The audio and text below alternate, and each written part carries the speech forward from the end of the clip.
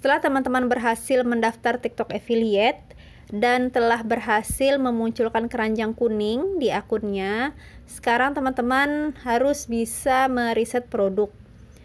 Nah, untuk produk ini teman-teman tidak random ya, jadi kita harus meriset terlebih dahulu nih. Jangan sampai produk yang kita jual ternyata tidak dibutuhkan oleh pasar. Seperti itu. Nah, di sini ada beberapa hal yang bisa teman-teman perhatikan dari segi produk ya. Yang pertama itu cari yang sedang tren. Nah, untuk yang tren ini tentunya ada plus minus teman-teman. Biasanya kalau lagi tren itu penjualannya meningkat. Contohnya seperti kurma di bulan Ramadan kemarin, itu penjualannya meningkat teman-teman ya. Memang di bulan-bulan biasa tetap laku, tapi tidak selaris saat di bulan Ramadan. Bisa kita sebut produk yang sedang musim, seperti yang kurma tadi. Terus yang kedua, cari yang repeat ordernya tinggi. Nah, repeat order tuh contohnya seperti apa? Contohnya seperti skincare, body lotion, lalu mungkin lulur dan lain-lain teman-teman ya. Itu repeat ordernya tinggi banget teman-teman. Produk yang repeat ordernya tinggi itu tidak mempengaruhi bulan apapun ya teman-teman, tetap bisa berjualan. Yang ketiga, cari yang penjualannya lebih dari 500 pieces. Kenapa?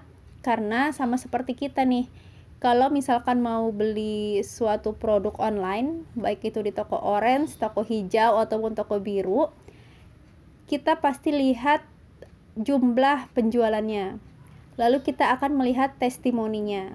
Nah, itu yang menjadi dasar agar pembeli itu percaya dengan toko yang kita promosikan atau dengan produk yang si toko ini promosikan atau jual, seperti itu. Nah, yang keempat, cari yang produknya tidak kenal musim.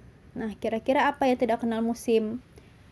Contohnya itu pakaian anak-anak ya.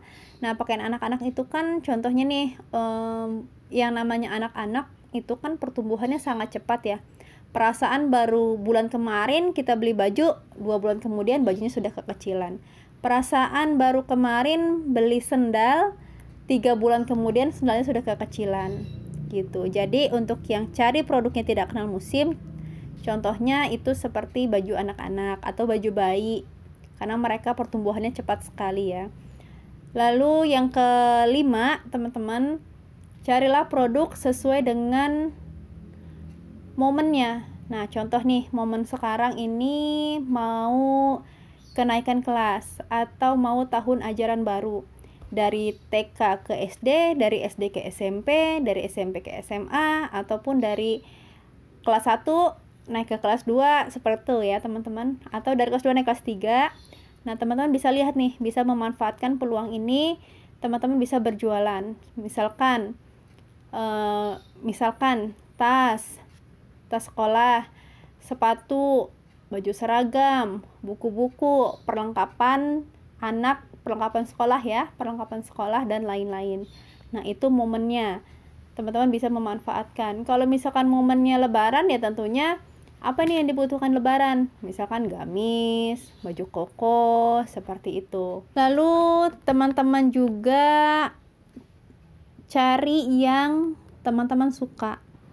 Contoh, teman-teman sukanya di pakaian anak-anak nih, teman-teman bisa berjualan pakaian anak-anak. Kalau misalkan teman-teman sukanya baju gamis ya, gamis dewasa ya, teman-teman bisa fokus di fashion muslim atau fashion wanita.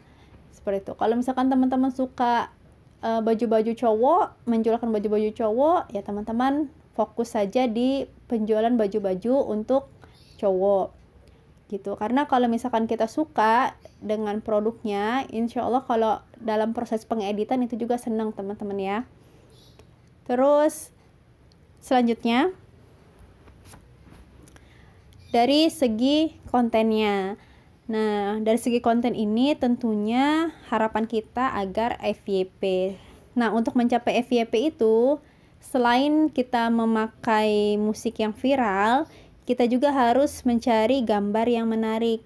Nah, teman-teman bisa perhatikan atau bisa bandingkan foto yang sama tapi penyajiannya berbeda. Misal, yang pertama itu pakai lighting, atau yang pertama itu benar-benar sedemikian rupa di foto produknya, lalu yang satunya itu foto ala kadarnya, meskipun produknya sama, tentunya teman-teman saya rasa akan memilih dan tertarik untuk foto produk yang disajikan dalam bentuk sedemikian rupa menarik.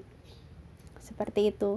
Nah, kalau tidak salah saya pernah mendengar ada ucapan seperti ini, 90% penjualan itu terjadi dari tampilan produk yang menarik. Yang kedua, buat video yang tidak buram.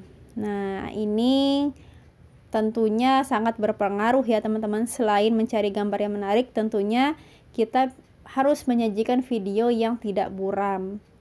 Kalau buram ya sama seperti kita, biasanya kita agak males ya kalau ngelihat gambar-gambar yang buram. Terus yang ketiga, pemilihan musik yang viral. Nah, jadi kita ini selalu mengikuti tren di TikTok tuh sedang apa ya? Musik yang lagi viral itu apa ya? Gitu.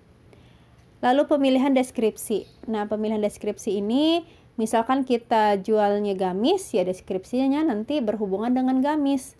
Jangan sampai melenceng, menjual gamis tapi deskripsinya misalkan tentang sepatu. Itu kan nggak nyambung ya teman-teman. Nah, saya rasa cukup sekian teman-teman cara meriset produk. Teman-teman bisa pikirkan dari sekarang, kira-kira teman-teman mau berjualan apa di TikTok affiliate. Sampai jumpa di video-video saya selanjutnya.